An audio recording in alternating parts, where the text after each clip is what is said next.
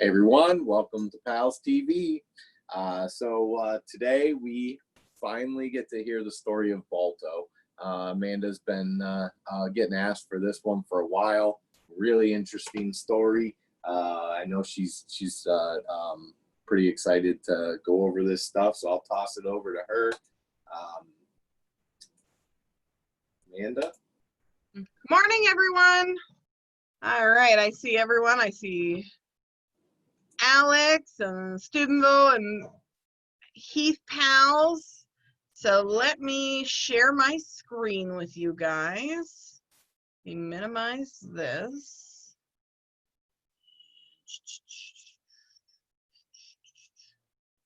There it is, share screen. I'm going to share screen 2. Share.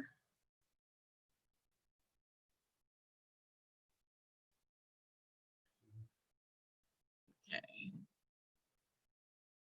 I just got to wait for Libby to pop up here.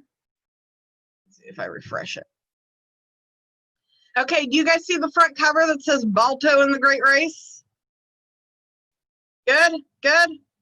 All right. So let's pop it open. All right.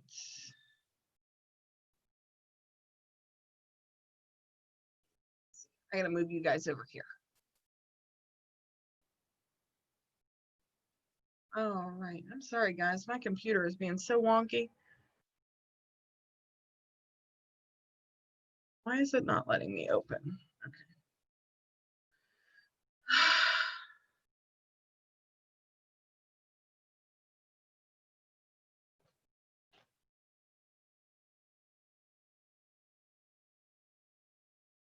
There we go.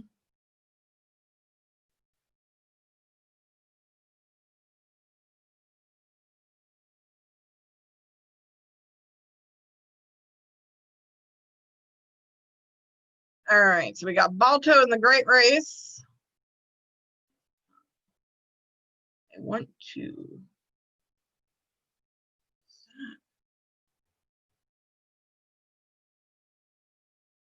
Sorry, guys, that's being weird to me.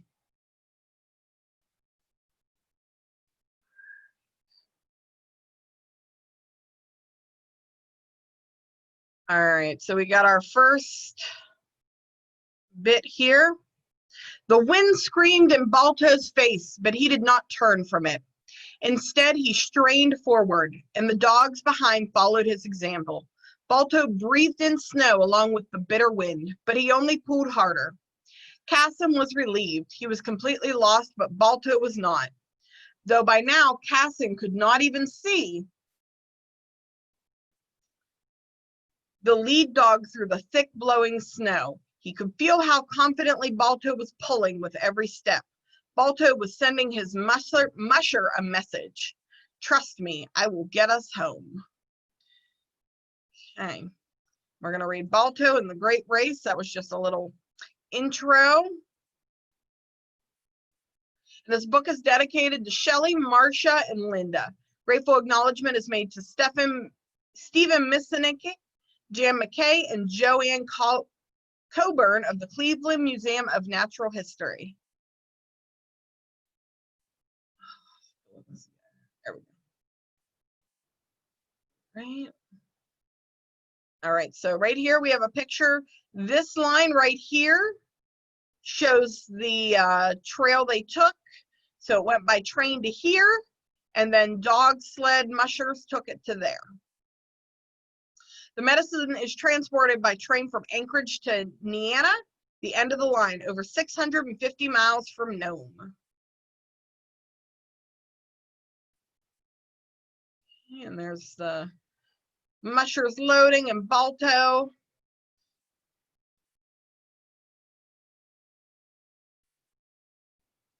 Zoom it out a little. There we go. That's a little better. All right, and this is our foreword. Deep in the heart of Central Park in New York City stands a lone statue of a dog. His head is up, his chest is barrel strong, his tail is curled with pride. Whether blanketed with a soft coat of snow or hot to the touch from the rays of the summer sun, The statue gives off a great feeling of power, accomplishment, and strength. People walking along the path slow down as they come upon the statue. They stop and look up at his strong muzzle and powerful paws. Who is this dog? A plaque at the base of the statue tells people a little. The dog's name is Balto. He was a Siberian Husky. His hometown was Nome, Alaska. The last 3 words on the plaque are endurance, fidelity, and intelligence. Looking back from these words back to the silent, wise face of Balto, one wants to know more. Who was Balto? Why is he remembered and talked about to this very day? And what could a dog from Alaska have done to deserve a statue in New York City? The answers to these questions make up a story worth telling and retelling, a wonderful story, a true one. To find out about Balto, we must turn back the clock to year 1925 and travel to Nome, Alaska. Part 1. Chapter 1, Nome, Alaska. Nome began as a frontier town in 1899 when gold was discovered nearby. Once the gold ran out, most people left too. Even today, there are no roads linking Nome to the rest of the state. Alaska became a state in 1959. It is one of the largest states, but it has fewer people in it than almost any other state in the country. Outside the big towns and cities, houses may be hundreds of miles away from each other.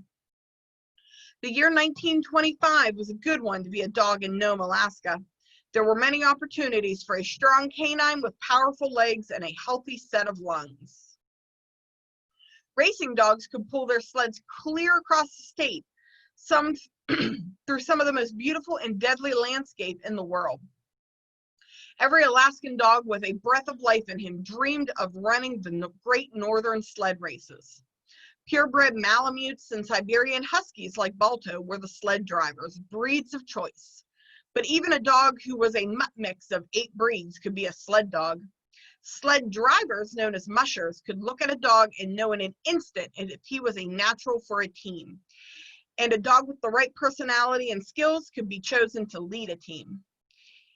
In world of dog racing is one of rivalry and competition. Even today, it is a favorite sport in Alaska. In addition to running in the dog races, which were held in the winters, many dog teams worked with local mining companies. They carried men and supplies where they were needed. The Northern Commercial Company even had a system of dog teams to carry and deliver mail throughout Alaska. Balto's owner was Lenhard Sepala. He trained sled dogs and worked with his dog teams for the Hammond Consolidated Goldfields Company. For men like Sepala, working for the company was simply something to do between dog races. Sepala and his dogs have run almost every race organized in Alaska. They won again and again. Sepala's team held the record for the fastest time running from the town of Nenana to the city of Nome. In putting together his racing team, Sepala used his favorite breed, the Siberian Husky. Sepala always tried to convince the mushers that the Nome Kennel Club that the Siberian was a superior breed and a faster racer. The breed could be traced back over 2,000 years to Siberia, which lies across the Bering Sea from Alaska. After hundreds of generations working with people as guard dogs and work dogs, Siberian Huskies have become a gentle breed. They are known for their great devotion to their owners. One of Sepala's favorite dogs, a Siberian Husky, of course, was named Togo. When Togo was just a puppy, he had broken free from his pen and followed Sepala as he set off on a trip one night. The team was 30 miles into the wilderness before Sepala realized that the puppy had followed him. Unable to turn back, Sepala harnessed the eager pup to the rest of his dog team. As young as he was, Togo showed himself to be a talented lead dog. From that day forward, he was a highly prized member of Sepala's team. Balto and Togo were both trained by Sepala, but Balto often ran with another team of dogs that was owned by a man in Nome named Gunnar Kassen. Kassen was a good friend of Sepala's. The two men had an agreement that Kassen could borrow Balto whenever he needed him. This agreement was about to make a big difference to a lot of people. Chapter 2, Nome, Crisis. In January 1925, winter settled over Alaska like an iron blanket. There were snowdrifts, high winds, and blizzards. Temperatures often dropped as low as 30 or 40 degrees below zero. Once winter came, the people of Nome were totally cut out from the outside world. But that January of 1925, a crisis came to the small, isolated city. And even the toughest citizens knew they needed help, winter or not. The crisis was a diphtheria epidemic. An epidemic is the very quick spread of a disease to a large number of people. Epidemics can be very difficult to stop, even under good conditions. And the conditions in Nome were far from good. Diphtheria, which often struck children in the past, begins with flu-like fever and sore throat. The disease quickly progresses to a very serious stage and is often deadly. Today, children are given a simple injection to prevent them from catching the disease. But in 1925, the only cure was antitoxin serum. In Nome, there was just enough serum to treat a few infected people. Without it, many people would die. Dr. Curtis Welch was the sole doctor in all of Nome. He knew he had to get help. There were no telephones in Nome, so Dr. Welch sent out an urgent plea for help by telegraph. Soon, all of America was waiting and listening for word of the sick and snowbound Alaskans. A large supply of the antitoxin serum was found on the other side of Alaska in a city called Anchorage. The medicine was transported by train to the town of Nenana, that was far north and west as the railroad tracks went. Nenana was still quite a ways from Nome, 650 miles. With winter at its worst, there were no passable roads out of Nenana, and the two local airplanes which made summer flights were unusable. As Dr. Welch tried frantically to help his patients, the situation grew worse and worse. Could he get the serum to Nome in time? The workers of the Northern Commercial Company, the mining company that used dog teams for its mail system, had an idea. They thought that their mail system was the answer to the problem of transporting the serum. The Northern Commercial Mail System worked like this. The mail traveled a variety of paths and was transferred from dog sled to dog sled until it reached its final destination. The sleds ran frequently, and the paths were all well known to the dogs and mushers alike. Even in January's severe weather conditions, an experienced musher and team could travel the mail routes. The biggest problem was timing. A package dropped off at the train station in Nenana usually took about a month to arrive in Nome by dog sled. Many people in Nome were already infected with diphtheria, and more were coming down with it every day. Most of the sick people were children. A month was simply too long for them to wait. The medicine had to reach them more quickly. The Northern Commercial Company did not waste a minute. All over Alaska, the best mushers and those with the strongest and fastest dogs volunteered. The idea was to set up a giant relay course across the state. If enough drivers and dogs were ready and waiting, the precious cargo could travel from one sled to the next without stopping for more than a moment. Almost every town had a musher who wanted to join the relay. For a driver and team to run their best, each team could only cover a short distance. A tired and overworked team would slow everything down, or worse, become lost. It was decided that the serum would be passed from team to team and as often as possible. The landscape of Alaska provided a natural road. Nenana was connected to the western coast of Alaska by two rivers, the Tanana and the Yukon. The first teams would follow these rivers, sledding directly on the ice whenever possible. Detailed instructions were sent by telegraph to all the participating mushers. Each group of men and dogs was told where and when to be waiting. When the sledding team carried the serum arrived at a transfer point, the crate of antitoxin would be moved to the new sled in mere minutes. The fresh team and musher would then take speed towards the next transfer point. Failure was unthinkable. Dozens of lives were at stake. Chapter 3, Nome, Gathering the Teams. In Nome, musher Gunnar Kassan was listening when the call for help went out. He had an experienced, powerful team, and he trusted them with his life.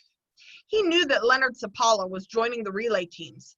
Sapala had more reasons than most for joining in the race against time. Years before, his own daughter had caught diphtheria. Sapala had watched his little girl fight with the raging fever and win. He knew that the parents in Nome were going through. He had seen diphtheria beaten, and he was determined to see it beaten again. Sapala had already left Nome, heading east with the best of his dogs. He had left behind many of his other dogs, including a brownish-black Siberian husky named Balto. Balto was a strongly built animal. He was very good at pulling loads on the sled, but Balto wasn't known for his great speed. In racing, Sapala relied on his fastest huskies, the ones that consistently outran all other dogs. It was these that he chose to make up his team. Gunnar Kassan, on the other hand, thought much more highly of Balto. He had complete faith in the dog's instincts and trusted him with his life, and now there were more lives on the line. Kassan knew he could use Balto in his team while Sapala was away, but Balto and Kassan couldn't help by staying in Nome. To help relay the serum, they would have to head east where they were needed. The musher quickly volunteered to help. Word came back almost immediately. Kassan, Balto, and the team would be expected in Bluff, a small mining town more than 60 miles east of Nome. Rumor had it that the first dog teams had already left Nenana and were making good time, but it was impossible to know for certain where they were. Once Balto's team reached Bluff, they would be on constant alert as the team carrying the serum would arrive there with no warning. Balto's team would have to begin their dash to Nome with only minutes to prepare. Gunnar Kassan harnessed Balto to his team and he sled away as swiftly as possible. He did not put Balto in the lead position. When a musher found a good lead dog, he worked with him as much as possible. Kassan knew Balto was a good dog and could pull as hard as any, but he didn't think of him as a lead dog.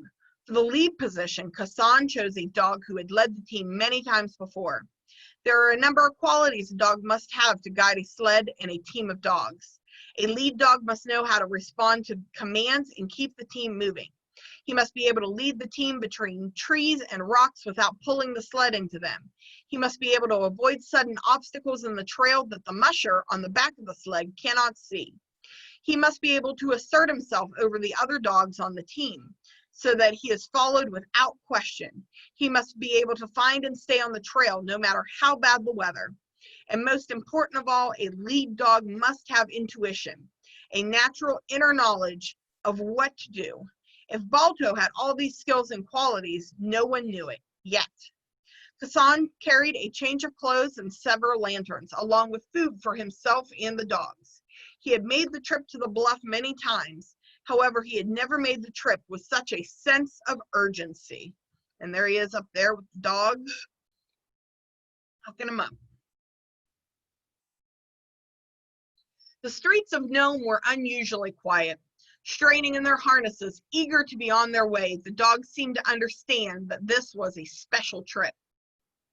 Balto knew what was expected of him. In the past, Kassan had sometimes noticed Balto acting with wisdom and understanding. But Balto had never seemed more aware of what was expected of him than on this day. It was as if he knew this race would be the most important one of his life. As Balto and the team were preparing to leave, a special health board was appointed to help deal with the growing crisis. So far, 4 people had died. 3 of them were children. The mayor had been told that the antitoxin serum would probably reach Nome in 2 weeks. Dr. Welch was not hopeful when he heard the news. Diphtheria was easy to catch. The doctor guessed that as many as 80 people might have already been exposed to it. The children who had been exposed were the ones most in danger. He could hardly bear to think what might happen to those 80 people in the 2 weeks if they had to wait for antitoxin. Mushers with years of experience knew that the distance from Nenana to Nome had been covered in less than 2 weeks in good weather. The record time was 9 days, but these seasoned dog racers also knew the risks the relay teams were facing.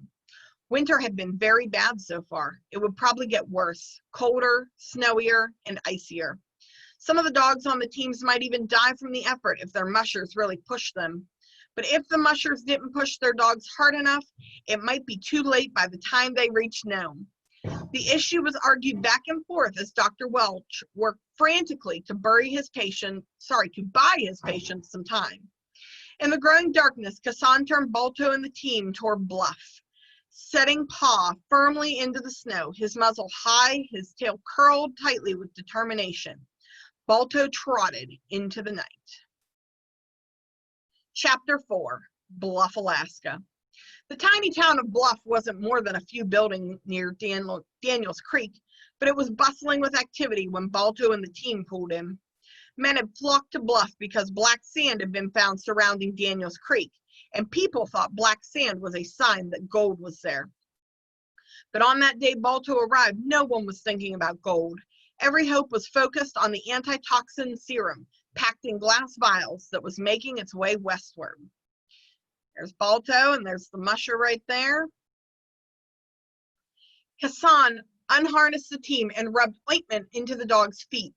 All experienced mushers know that one of their most important jobs is to take care of their animals' feet. Ice crystals can be as sharp as glass, and a neglected cut on a running dog's paw can quickly become a very serious injury. In Bluff's central building, the telegraph buzzed with news. From Nome, it was reported that the diphtheria epidemic continued to grow worse by the hour. 5 people had died and possibly over 100 were infected. As feared, among the sickest were many children, as well as a great number of native Alaskans, also known as Inuits. For over 10,000 years, excuse me, the Inuits had lived in Alaska, hunting and fishing to survive. When Europeans first arrived in the 1700s, they brought with them diseases that the native people had no resistance to. Diphtheria and influenza were 2 such diseases that often took deadly tolls on the native population. From Nenana, word had come to Bluff that a musher named Wild Bill Shannon and his team of 9 dogs had picked up the serum and completed the first run of 60 miles on the Tanana River. The temperature at Shannon's departure was 40 degrees below zero. The latest news had come through on the morning of January 29th, 20 hours after Shannon loaded the serum from the train onto his dog sled. Witnesses reported that on the 3rd relay team had received the serum. Led by Bill Green, the team was heading for a place called Fish Lake. The 4th relay team would take over and continue over the Yukon River. There were many small settlements along the Yukon, some equipped with telegraph equipment. Updates would continue to be sent. All regions agreed that the teams were making extremely good time. But it was far too early to celebrate. An inexperienced person might think that leading a dog team along the ice on a frozen river would be simple work. After all, it was a natural road, so it would be hard to get lost, and there wouldn't be trees and rocks to avoid. But mushers who had driven teams over the Yukon River knew all the problems they could run into. For example, snow was piled high on the banks of the frozen river. A musher had no choice but to keep open center of the ice. There he and his dogs were a target for the powerful Alaskan winds that swept violently down the Yukon. The winds could easily knock a man off his sled. The icy gusts could bring temperatures down as far as 60 degrees below zero. Once the sun set, a musher ran the risk of freezing to death. A musher also had to worry about being attacked. Alaska is home to a great variety of wildlife. There are 4 kinds of bears alone: grizzlies, black bears, Alaskan brown bears, and polar bears. Coyotes, wolverines, lynx, and wolves are plentiful. But one of the greatest threats to sled dogs comes from an animal that might not seem very dangerous: the moose. No one knows why, but it is not unusual for a team to be ferociously attacked by a moose. Perhaps moose are unable to distinguish dogs from wolves, their natural enemies. Whatever reason, the attacks are often deadly. A moose can come out of nowhere, leaping through the air to crush the dogs under 600 pounds of furious flesh. Once the team is stopped, a moose uses its powerful legs and hooves to kick and slice at the animals. A musher is trying to help his dogs can be injured or killed himself. Many mushers carry axes or guns with them in case of a moose attack. However, there is never a guarantee that they could get to the weapon in time. While the men of Bluff considered these dangers, more news came. Good news. Casson's friend and Balto's owner, the great Leonhard Sapala, was on the move with his famous racing dogs, Togo in the lead. Sapala was headed to Nulato, a town over 250 miles from Nome. There he would wait for the last Yukon River team. Once the case of antitoxin reached him, he would immediately take it to Bluff, where Casson, Balto, and the rest of the dog team were waiting. There's Balto. Curled in his bed of hay, Balto heard Sapala's name being spoken. It had not been that many years since he had brought as a puppy to Sapala. I'm sorry, guys. He remembered the hours Sapala had spent training and coaching him to be a sled dog. With Gunner Casson as musher, Balto had run alongside Sapala's teams at the Hammond Consolidated Goldfields. Pacing back and forth on the wooden floor, Casson could not even think of sleeping. He constantly went outside to see how Balto and the team were. He checked and rechecked his equipment and ran his hands over the harnesses to test for weakness. He cleaned the sled's runners till they were as slick as ice. Balto waited patiently as Casson examined each of his paws, rubbing dose after dose of protective ointment into the leathery pads. Balto's patient example reminded Casson that he needed to eat. Once the relay team arrived, it might be many hours or even days before he would be able to rest and eat. Amid the clicking of the telegraph and the murmur of men's voices, the lights in Bluff's wooden buildings stayed on all through the night. Each small structure acted as a beacon, lighting the way for the relay team, which might be rushing toward them under the cover of darkness. Chapter 5, Bluff, Bad News. As the latest news came in from Nome, Balto could see the concerned looks on the men's faces. He could sense their anxiety. Early reports of Sapala's progress turned out to be false. No one even knew where he was. Some people thought that Sapala had tried to cross the ice of Norton Sound on his way to meet the relay team, despite the fact that he had been warned that the conditions were bad. Norton Sound pokes into the coast of Alaska, making a wide U-shaped inlet. The freezing waters of the Bering Sea rushed to fill in the U with pack ice. Many mushers were tempted to drive across the ice instead of skirting the coast. The shortcut could take 100 miles off a journey. But the condition of the ice was unpredictable.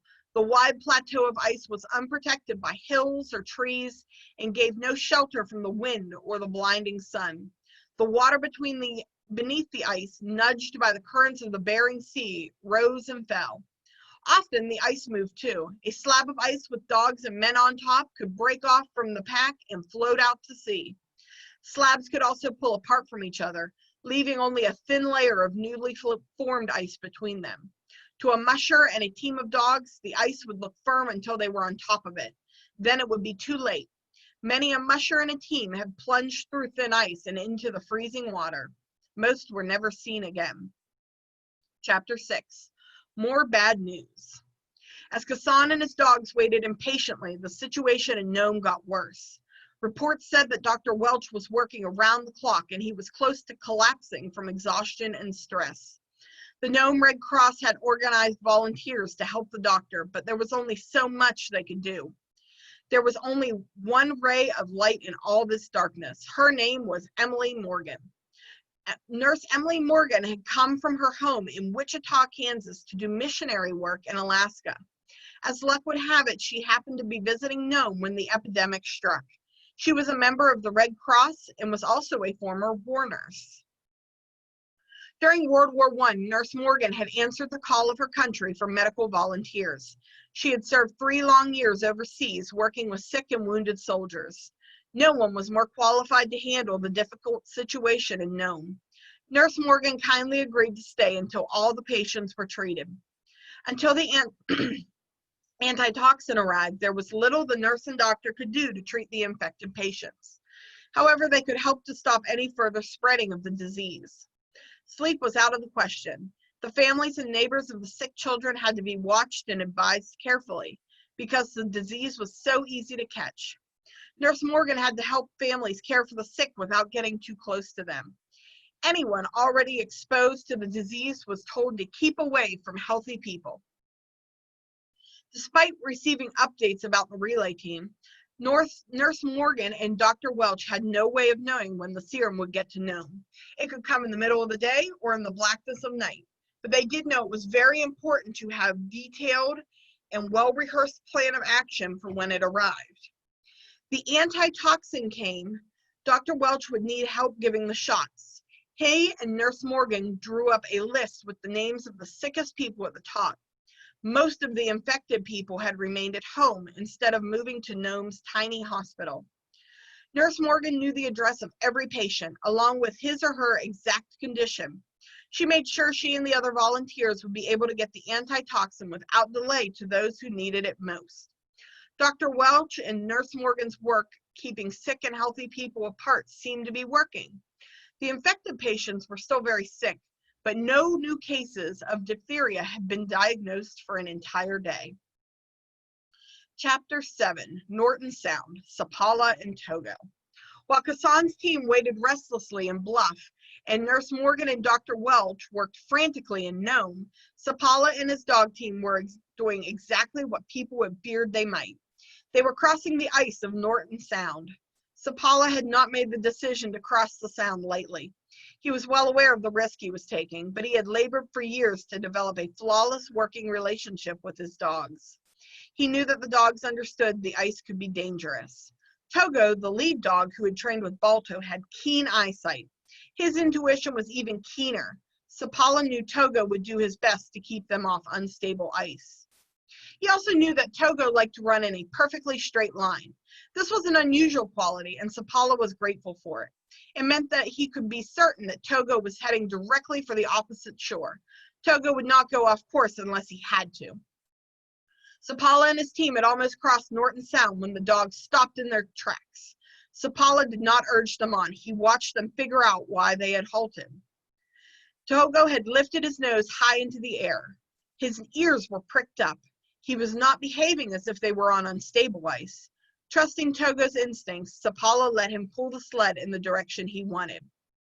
Soon, Sapala himself could see what Togo had discovered. Heading toward them over the ice was a team of dogs pulling a sled. On the back of the sled was a wooden crate.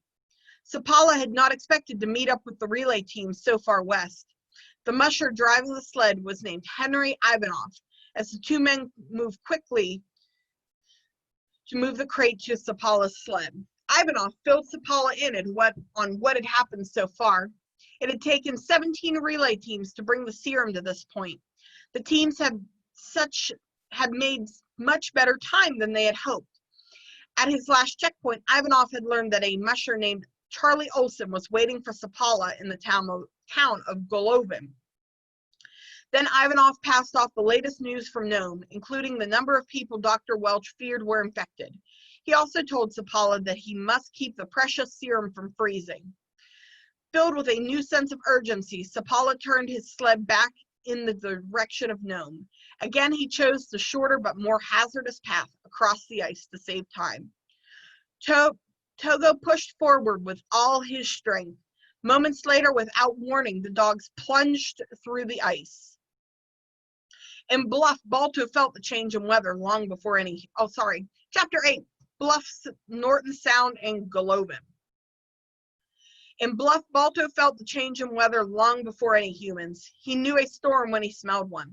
He paced back and forth, his nose to the wind. Kassan thought Balto's actions came from tension and impatience, which were what Kassan himself was feeling. He had not slept in 2 days. The wait was terrible. Finally, news came. Henry Ivanov reported a successful transfer to Sapala on the ice of Norton Sound. Ivanov said that Sapala had taken off immediately and was making good time toward the town of Golovin. There, Charlie Olson and his team were waiting.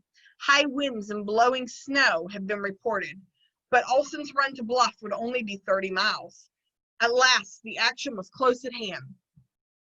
Kassan rechecked the sled and readied the harnesses. Balto understood his musher's actions. He leapt to his feet and stretched his muscles. They would be leaving soon. Sapala spent several agonizing minutes on his stomach on the shattered ice with the harness lines in his hands. He wound his feet around the sled runners to anchor himself. He then began to get the dogs out of the water and onto firm ice. Just one panicking dog could cause both Sapala and the sled to fall into the water. But each dog kept his head. Each dog remained calm, trusting his musher's abilities to pull him out of the freezing water. Not for the first time. Sapala was proud of his Siberian Huskies. Pulling the last shivering wet dog from the water, Sapala looked forward to telling his friends at the Nome Kennel Club how his Siberians have remained calm in the face of disaster. Sapala took a few minutes to rub all of the dog's feet before going on. He knew the animals would be no worse for their icy dip as long as he took care of their paws. The dogs were protected by multiple layers of fur covering a thick layer of fat. This fur and fat made a tight seal against the frigid water and cold air. If Sapala had fallen into the water, he would already have been suffering from major frostbite. If the cold water itself hadn't killed him, sorry guys, Sapala and his team had lost valuable time, so they continued toward the town of Golovin at a brisk pace. They reached Golovin and the transfer of the antitoxin to the next team was not made quickly. Sapala took only a moment to warm the crate of serum by the fire. He explained to Charlie Olson that the antitoxin must not be allowed to freeze. Olson was happy to be on his way. Golovin had been a stark reminder of what he was racing for. In 1918, an epidemic of influenza had hit the little town. 7 years later, there were many people who had lost loved ones to the disease. Olson did not want to see the same thing happen in Nome. And it's about 10:40. We're on chapter 9. So we're actually going to stop here on chapter 9. I'm going to stop sharing the screen. Actually, I'm not. Thank you. Let me show you. I want to show you the Balto statue in Central Park, New York. I showed it to a few people during another PALS TV segment because Lauren wanted to see it. But for those of you who weren't on here, this right here is the Balto statue that sits in Central Park in New York City that they talked about in the beginning of the book. And the statue is a big favorite in the park. It's located west of East Drive and 67th Street and north of the zoo. And it talks about how Alaska was stricken with the diphtheria outbreak.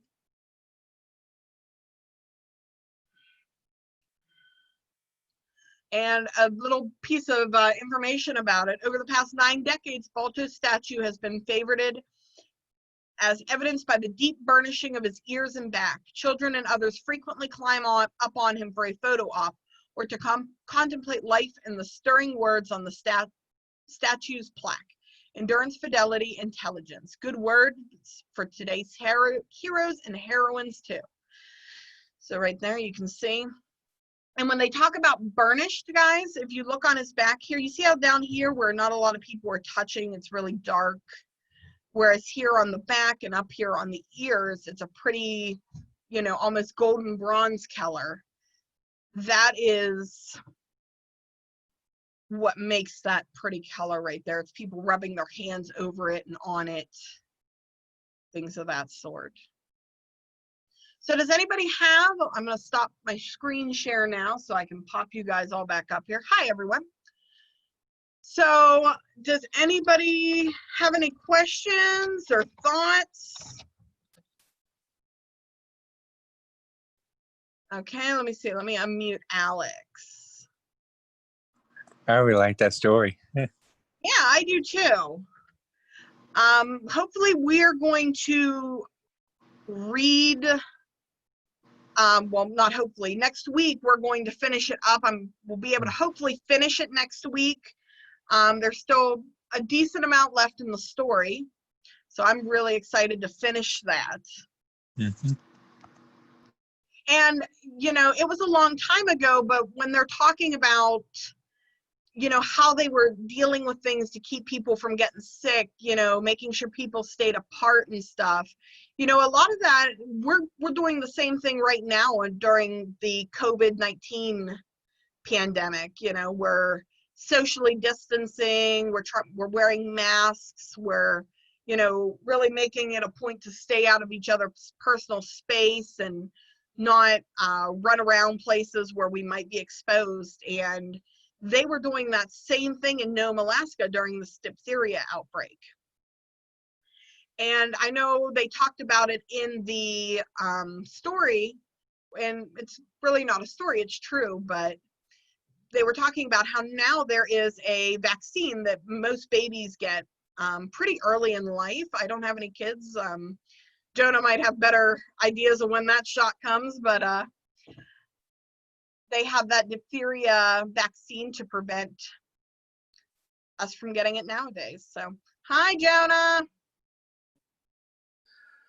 Sorry, I can't help you out on that one. I usually have to ask my kids for help with their birthdays. So yeah, I do know the shot that you're talking about, but asking me when it comes, I'm not sure about that one. But yeah, that's really interesting. They talked about that 1918 outbreak, so it is really interesting how that story is kind of becoming relevant again today. So really cool stuff. So all right, well, thanks, Amanda. That is Baltos. We'll continue that on next week. Everyone else, we are going to take a little break. We're gonna start setting up the next segment, and we will allow you guys to unmute yourself and do some social time while we set up. So we'll see you soon. Bye.